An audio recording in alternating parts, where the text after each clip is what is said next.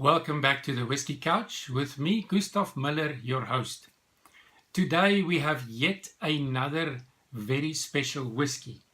It is the Ballantine's 17-year-old blended Scotch whisky. And it is quite special because from the years 2010 to 2014, which means 5 consecutive years, this whiskey in the Whisky Bible for each of those years, it received the award for the best blended Scotch whisky. The best blended Scotch whisky 5 years in a row. And then also in the 2011 Whisky Bible, Jim Murray awarded this whisky the world's best whisky. World Whisky of the Year, as it is phrased in the Whisky Bible. So again, not a lightweight whiskey that we are dealing with here, and it's a blended whiskey, which means that it does not only contain malted whiskey or single malt whiskies, but also single grain whiskies. So single grain and single malt whiskies all matured for longer than 17 years and then blended together to give you Ballantine's 17-year-old whiskey. This brand goes back, Ballantine's, as far as 1827. If I'm not mistaken, that is about 190 years, 190. That is a very long time. It belongs to the Chivas brothers, and it is the world's second best selling Scotch whisky. So, some serious whisky that we are dealing with today. Golden amber color. Beautiful golden amber color, dark gold color. Bottled at 43% alcohol by volume. This is an interesting nose. It is delicate. It's not in your face, but if you nose it carefully, then there's a complexity in this whiskey. Very interesting. There's sweet vanilla on the one hand, but there's also dark caramel on the other hand. Fruitiness, especially apples, but also a herby, oily component.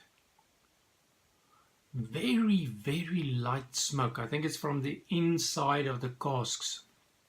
The toasting of the inside of the cask that gives you this light smoke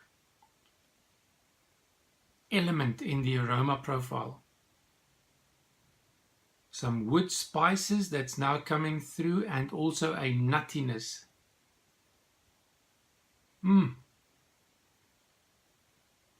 This is an interesting one.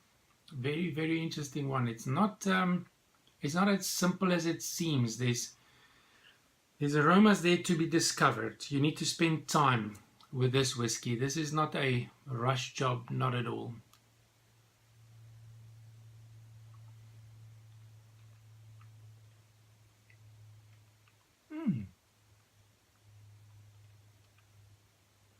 That's quite surprising. The light smoke on the nose is actually carrying through into the palate. The complexity, it makes you wonder all the time. It makes you wonder. There's a honey sweetness. There's the prickly oak spices, but there's a creamy vanilla flavor. The herbiness is also there. Maybe basil. And then the caramel that I got on the nose is also carrying through to the palate, like a caramel. I'm thinking of a caramel and nut chocolate. A chocolate with caramel and nuts.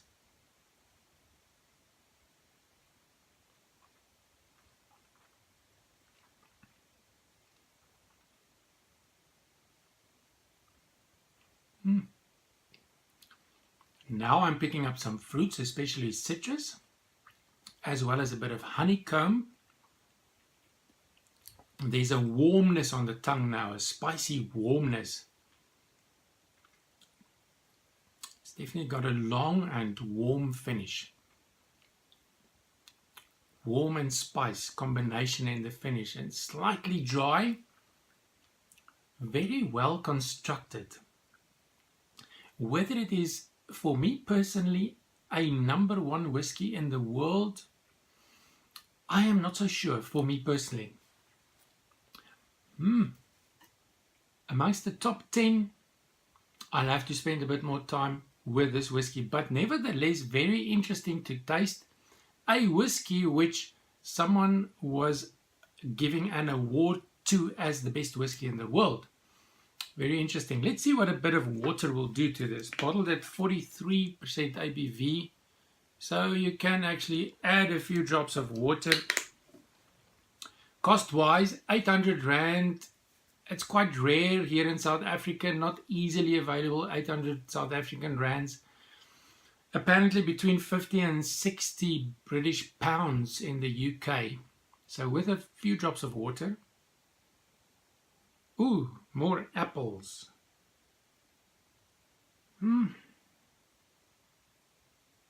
That delicate yet complexity is still there.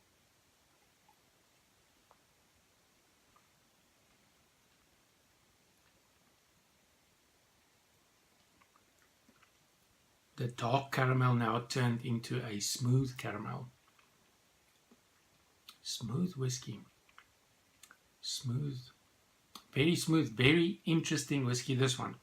If you want to pair this with a food snack, I would recommend a cheddar cheese or roasted nuts, or dark chocolate with caramel if you want to connect with that chocolatey caramel elements in the flavor profile.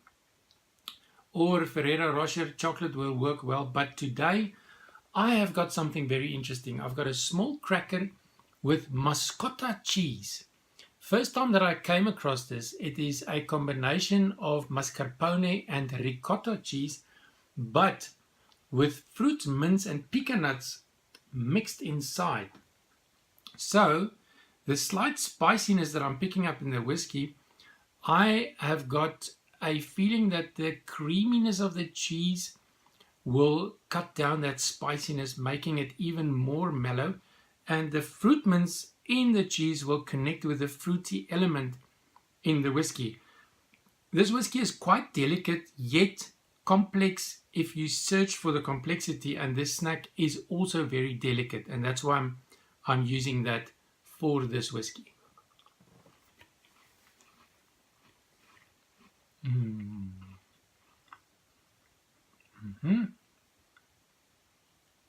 Very delicate. It melts away.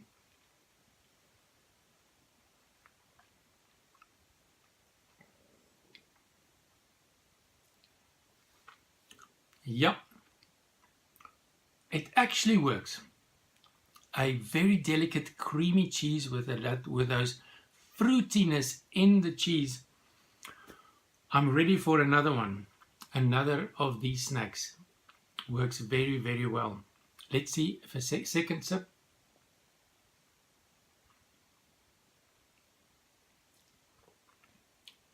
Even better. This is a good pairing. This is a 4 out of 5 pairing with the Ballantine's 17-year-old blended Scotch whisky. Fantastic. Thank you for watching. See you again tomorrow. More whiskey reviews, whiskey tasting and whiskey and food pairings coming up. Sláinte.